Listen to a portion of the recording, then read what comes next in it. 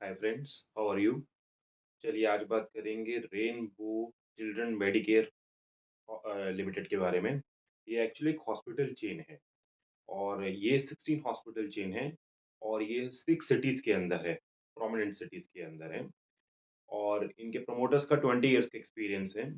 और इन ये क्या करती है फ्रेंड्स कि ये पीडियाट्रिक में है और ये मैटरनिटी केयर भी करती है।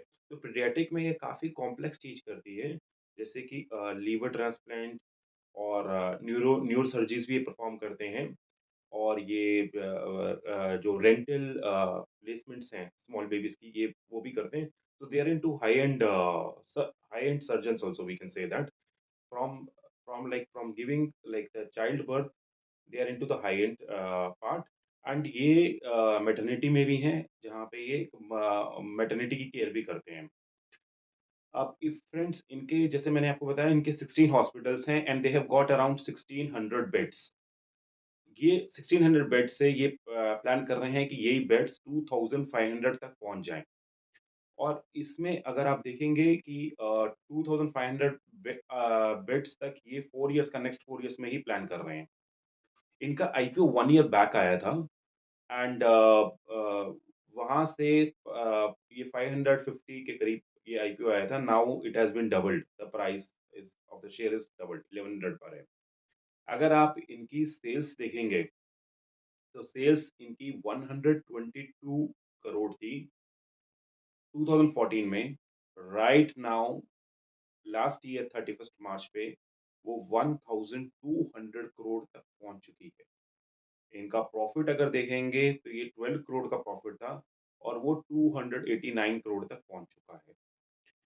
और ये कंपनी स्टार्टिंग से ही लास्ट 10 ईयर से प्रॉफ़िट देती आ रही है और ये ऑपरेशन से हमेशा कैश जनरेट ही करती है।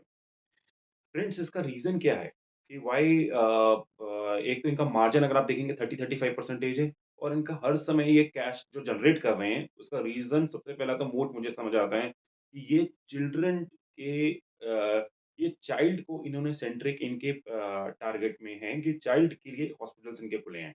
So of course, if anything is there for the child, so any family wants to do first for the child. Second thing ये लोग साउथ में काफ़ी ज़्यादा प्रोमिनेंट हैं। साउथ में like husband and wife like mostly they will be working और इसलिए वहाँ पे जो भी they want to have the best care for their kids. तो एक ये वहाँ पर ज़्यादा फ़ोकस्ड हैं। हैदराबाद में इनका 50% रेवेन्यू आता है। बैंगलोर में इनका 25% अराउंड रेवेन्यू आता है। तो ये लोग वहाँ पे फ़ोकस्ड हैं और उसके बाद अगर आप देखेंगे कि ये वहाँ पर ये प्रीमियम भी चार्ज करते हैं like if in other hospital it is been charged for something for 1 lakh rupees like किसी चाइल्ड बर्थ के लिए तो they are charging even at premium. तो एक ये भी है। फिर आप देखेंगे इनका जो ओपीडी है जो इनका 30% रेवेन्यू आता है वो ओपीडी कंसल्टेशन से आता है और 30% रेवेन्यू इनका ओपीडी कंसल्टेशन से आता है जबकि बाकी इंडस्ट्री का जो मल्टी स्पेशलिटी हॉस्पिटल्स हैं उनका 16 टू 18% ही आता है। So there in the consultancy also they are earning a good income। फिर आप ये देखेंगे कि इनके जो कैपेक्स है पर बेड का वो 60 लाख होता है which is 30-35% lower than multi speciality hospital. अब मल्टी स्पेशलिटी हॉस्पिटल में एक तो उनका कैपेक्स इसमें बेड पे भी लोअर है और एक सेकंड जो आपको इक्विपमेंट लगाने पड़ते हैं मल्टी स्पेशलिस्ट में तो आपको oncology, cardio and like multiple disease के लिए आपको वो सारी चीज़ें रखनी पड़ेंगी and they will be bigger in size also. But like for the kids, it is not required. Not much of the things are required. They'll come to the ICU when like the kids mostly will admit when there is a emergency situation is there. But kids normally अगर आप देखेंगे वो infection disease के कारण ज़्यादा आते हैं rather than these other disease। तो उनका कैपेक्स भी लोअर आता है। इसी को अगर मैं बोलूँ कि ये अपना जो ब्रेक इवन है, ये 35% ऑक्यूपेंसी पे ही इनका ब्रेक इवन आ जाता है। But if you see the bigger hospital, उनका ब्रेक इवन 50% पे आता है। मतलब जब तक उनके 50% अगर मैं एनुअलाइज़ बेसिस पे करूँ, बेड्स अगर ऑक्यूपाई हैं, तभी उनकी सारी कॉस्ट रिकवर होगी। लेकिन रेनबो की कॉस्ट 35% अगर ऑक्यूपेशन है, तो उनकी कॉस्ट रिकवर हो जाती है and after that they sit on a good profit. इसलिए आप इनका देखेंगे इनके मार्जिन्स बाकी के मार्जिन्स से हमेशा बाकी हॉस्पिटल्स के मार्जिन से इनके मार्जिन्स ज़्यादा रहते हैं। और इनमें जो बेड्स होते हैं वो 30% आईसीयू वाले बेड्स होते हैं। तो उसमें जो रेवेन्यू आता है बेड्स में उसमें इनको डेफ़िनिटली उनको इनको यहाँ से ज़्यादा रेवेन्यू भी मिलता है, बिकॉज़ वो आईसीयू के होते हैं। और दूसरा होता है कि एक और चीज़ है कि यहाँ पे जो एवरेज जो पेशेंट रहते हैं, वहाँ पे जैसे जो किड्स रहते हैं, वो 3 डेज़ तक है। बट अगर आप मल्टी स्पेशलिटी में जाएँगे, वहाँ पर जो एवरेज जो होती है वहाँ पे 4 या 5 डेज़ भी होती है। तो यहाँ पे क्विक टर्न इन होती है, काफ़ी फ़ास्ट होती है। अच्छा सिंस ये किड्स से चाइल्ड से रिलेट करते हैं, तो इनका थोड़ा-सा सीज़नल इम्पैक्ट भी आता है। ये Q1 जब बच्चों की हॉलिडेज़ होती है और Q4 जब बच्चों के एग्ज़ाम होते हैं, उस समय इनका रेवेन्यू डाउन होता है। Q1 में क्यों डाउन होता है? क्योंकि बच्चे will go to the grandparents and all that तो बच्चे will go to their relatives तो इसलिए वो उधर हॉस्पिटल के पास नहीं होंगे। तो that is one reason. Q4 में बच्चे कम खेलेंगे और वो अपना स्टडीज़ पे ध्यान देते हैं, तो इस तरह से ये इसको भी इम्पैक्ट करता है, इनके बिज़नेस को भी। Q2 और Q3 इनके लिए काफ़ी अच्छा जाता है and that there is like they get the major chunk of the business.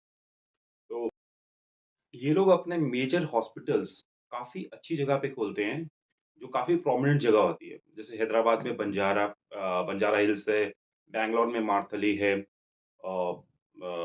Delhi में मालवीय नगर है। तो ये काफ़ी अच्छी जगह पे चेन्नई पे भी और राजमुंद्री पे भी काफ़ी अच्छी प्रोमिनेंट जगह पे खोलते हैं। तो वहाँ पे क्या होता है लाइक मतलब कि जो मोस्टली जो इनका क्योंकि मैंने जैसे बताया इनका टारगेट प्रीमियम कस्टमर्स होते हैं और ये मोस्टली वो कस्टमर्स आएँगे और वहाँ पे वो दिखाएँगे और जो इनका जो इनको अगर किसी को एडमिट कराना होता है, ये थोड़ा-सा उससे दूर रखते हैं। वहाँ पे मतलब कि ये मेन जगह पे आपका सेंटर खोल देंगे ओपीडी वाला और वहाँ पे थोड़े से बेड्स रखेंगे। उसके बाद अगर सपोज़ किसी को एडमिट कराना है तो they will also have an option कि वो थोड़ी-सी दूर जाकर मे बी 5-8 किलोमीटर के अंदर वहाँ पर भी जाके अपने बच्चों को एडमिट करा सकते हैं। तो ये इनका हब एंड स्पोक मॉडल्स होता है। तो इसमें ये क्या करेंगे इनकी जो टारगेट है कस्टमर्स इनको सारे प्रीमियम कस्टमर्स मिल जाते हैं। एक इनका ये रीज़न एक तो ये भी बहुत अच्छी चीज़ है। दूसरा आप देखेंगे इसमें जैसे मैंने बताया कि ये अपने कॉस्ट कैपेक्स में इनके कम आते हैं। उसी तरह जो कंज्यूमेबल्स आइटम होती हैं at the time of like if they are doing any surgeries and all that तो वो काफ़ी जैसे कम होंगी। जैसे स्टेंट कॉस्ट है, ग्लिप्स कॉस्ट है, काफ़ी ये कम होती है इसकी कंज्यूमेबल्स कॉस्ट। और इनके यहाँ पे जो सर्जरीज़ होती हैं वो काफ़ी हाई-फाई सर्जरीज़ होती हैं जैसे मैंने आपको पहले बताया। तो they have got only 10% of the doctors who are surgeons और आउट ऑफ द 755 की जिनकी इनकी होल टाइम के जो डॉक्टर्स हैं।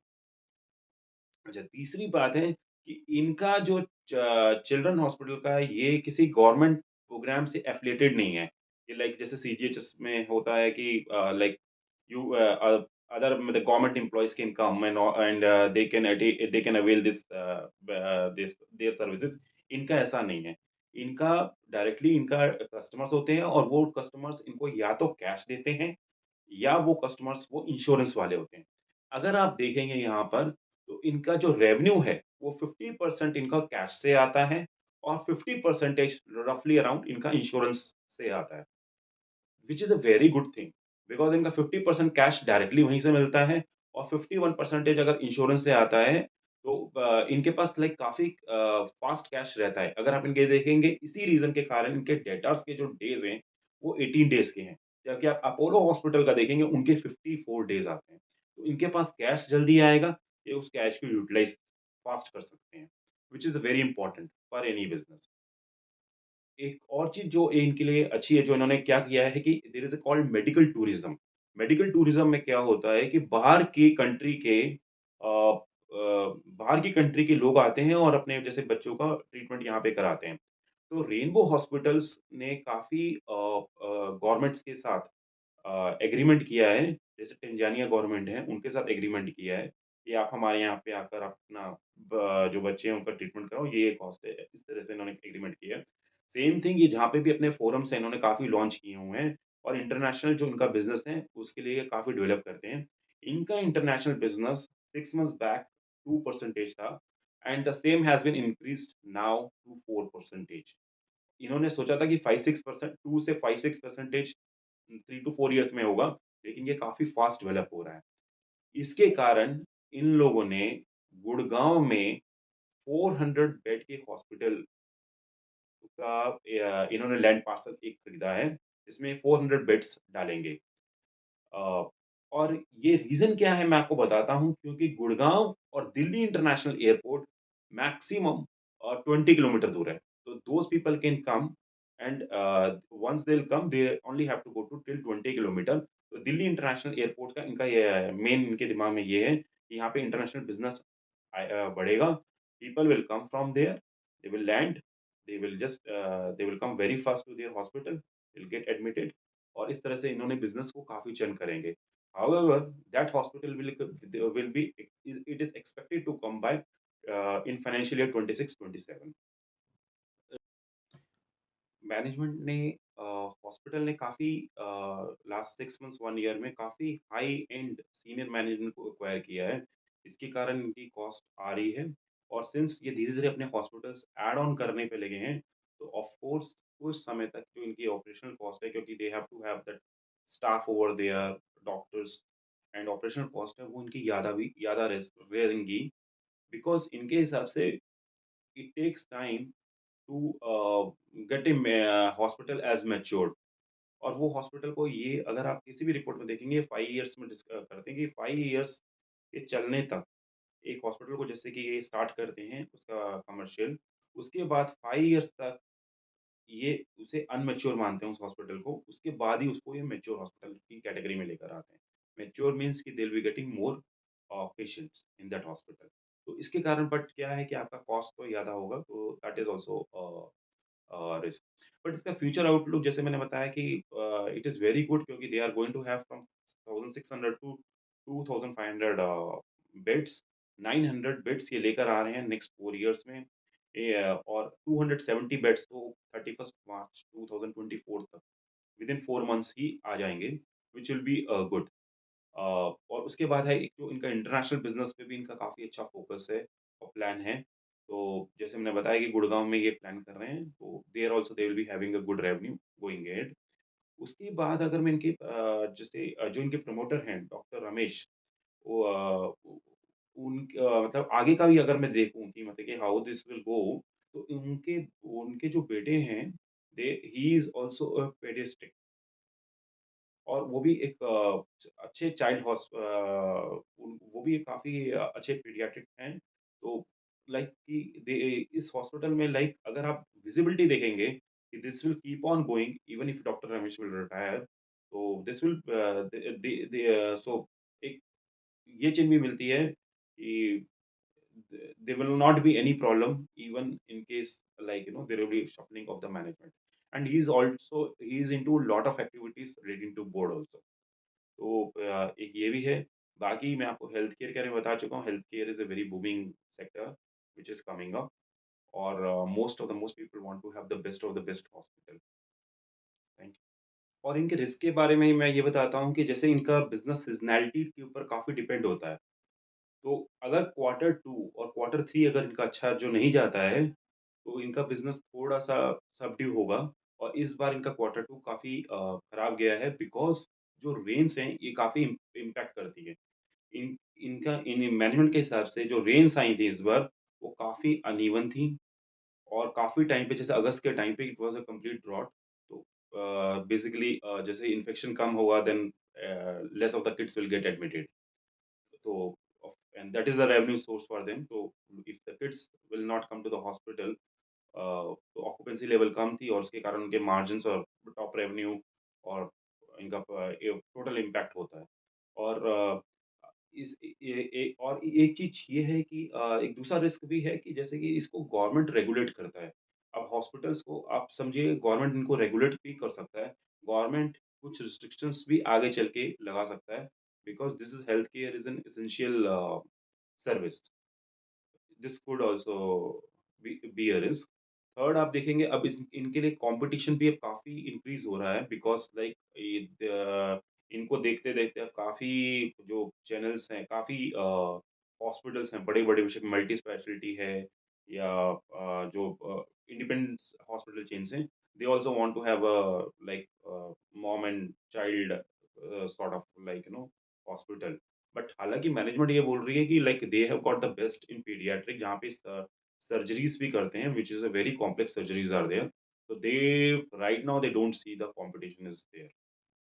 तो ये इनके रिस्क भी हैं और इन्होंने आईवीएफ फैसिलिटी पे भी इन्वेस्ट किया है। इन्होंने रिसेंटली ही लास्ट क्वार्टर पे आईवीएफ फैसिलिटी हैदराबाद में ओपन करी है। तो that is also a good source of revenue which will be going ahead for them. और इन्होंने जिस तरह मैंने आपको बताया था कि इन लोगों ने सीनियर मैनेजमेंट में काफ़ी कॉस्ट पे खर्चा किया है। बट इसका एक बेनिफिट भी है because now the senior management is there, now they will do the proper marketing and इसके कारण इनका ग्रोथ एंड रेवेन्यू काफ़ी अच्छा भी आएगा because of the senior management. And इनके काफ़ी प्लान्स हैं कि धीरे-धीरे ये काफ़ी अच्छी अर्बन सिटीज़ में ये काफ़ी अच्छी तरह से ग्रो करें। इनकी डेट रेशियो है 0.55 और अगर आप यही अपोलो से कंपेयर करेंगे तो उनकी है 0.75। जैसे कि इसका मैंने रेवेन्यू बताया था आपको। ये रेवेन्यू जो है इनको अराउंड 50-55% आपको आप ले लीजिए हैदराबाद से आ रहा है और 5 टू 30% इनको बैंगलोर से आ रहा है और फिर चेन्नई और दिल्ली से आ रहा है इनका मेजर रेवेन्यू 10-10 परसेंटेज। तो मेजर देखेंगे इनका जो 90% रेवेन्यूज़ हैं वो बड़े-बड़े सिटी से आ रहा है and as I told you इनका मेन टारगेट ही बिग सिटीज़ हैं जहाँ पे लोगों के पास द जो थोड़े से अर्बनाइज़ेशन की तरफ इनका मेन टारगेट ही है। तो ए और उसके बाद इनका अगर आप देखेंगे कि रिटर्न जो है लास्ट 5 इयर्स की सेल्स का वो 24 परसेंटेज पर है और इनका प्रॉफिट भी अराउंड 40 टू 42 परसेंटेज है कैगार। तो कैगार इनकी सेल्स में भी काफ़ी अच्छी है लास्ट 5 इयर्स की और लास्ट 5 इयर्स की प्रॉफिट में भी काफ़ी अच्छी है। इनका जो रिटर्न ऑन इक्विटी है that is more than 20 percentage. तो ये सारे पैरामीटर्स पे इन चीज़ों में काफ़ी अच्छे हैं और इनका रिटर्न ऑफ एसेट्स 13 परसेंटेज है। और अगर आप इनकी पेग रेशियो देखेंगे, लास्ट टाइम मैंने आपको एक्सप्लेन करी थी कि पेग रेशियो क्या है। ये 1.13 है। व्हिच इज़ ये स्टॉक थोड़ा-सा थोड़ा महँगा है। नॉर्मली इट शुड बी 1 और it should be less than 1 then means you will have the value in the stock like as I discussed in one video landmark car में जैसे कि था। तो वो काफ़ी अच्छी उस समय बाइंग वैल्यू में था। हालाँकि वो भी 700 से अब 770 पहुँचा है। But just I am just telling you it's for our knowledge. तो पेग रेशियो इनकी 1 डॉट 1 1:1.313 है। इसको अगर मैं इसका म्यूचुअल फंड का डीआईज़ का स्टेक देखूँ, तो म्यूचुअल फंड ने 2022 में जून 2022 में इसका स्टेक म्यूचुअल फंड्स का था, डीआईज़ का था 9.44 परसेंटेज टू बी प्रिसाइज़ और वो उन्होंने अब 15.4 परसेंटेज तक कर दिया है। तो म्यूचुअल फंड ने काफ़ी ज़्यादा बाय किया है और फॉरेन इंस्टीट्यूशनल इन्वेस्टर्स और प्रमोटर ने कोई सेलिंग नहीं करी है। इट मीन्स इन्होंने पब्लिक से बाय किया है डोमेस्टिक इंस्टीट्यूशन फंड्स ने और इनके पास इतना स्टेक आया है। बाकी still they are not giving it up and they are holding promoters are also holding and foreign institutional investors are also holding because इनका जो कैपेक्स है जिस तरह मैंने बताया है आपको कि 900 more beds are going to come in next 4 years. तो that is a very good thing और इनका जो 900 बेड्स ये लेके आ रहे हैं, ये अपने इंटरनल कैश से ही ये जनरेट कर सकते हैं। इनके पास ऑलरेडी 400 करोड़ का कैश है, 470 करोड़ का और एवरी ईयर में भी अगर ये 200 करोड़ रुपीज़ कमाएँगे इसी एवरेज से, ये इतना भी कमा लेंगे, तो भी इनको आप देखेंगे मतलब कि 400-500 करोड़ इनका बेड्स पे लगेगा, 100-200 कैपेक्स इनका बाकी का लगेगा and still they will have 400 to 500 crore cash in their hand. तो ये डेट इनको लेने की ज़रूरत भी नहीं पड़ेगी और कोई इनको डेट लेने की ज़रूरत भी नहीं पड़ेगी। So they are into a very I'll say in a very good position. और अगर आप देखेंगे हेल्थ केयर इंडस्ट्री इस समय काफ़ी बूम पर है एंड एवरी इंडिविजुअल वांट्स कि उनको बेटर से बेटर ट्रीटमेंट मिले और और हमारे यहाँ पर अभी हेल्थ केयर मेरे ख्याल से ये कोविड के बाद ही थोड़ा बढ़ रहा है और बच्चों के लिए तो this is the first stock अगर आप देखेंगे कि this is the only stock listed stock which is there. तो दैट इज़ देयर एंड मैंने ये भी नोट आपको बताना चाहता हूँ कि रिसेंटली एक बड़े फंड मैनेजर हैं जिन्होंने ट्रेंट और रेनबो हॉस्पिटल को उठाया है। तो guys if we are doing good studies तो we can also we can also find the good multi-bagger stocks और सिंस ये एक मोटिवेट भी करता है कि like if somebody if like if somebody we are picked earlier than them so I just wanted to say that और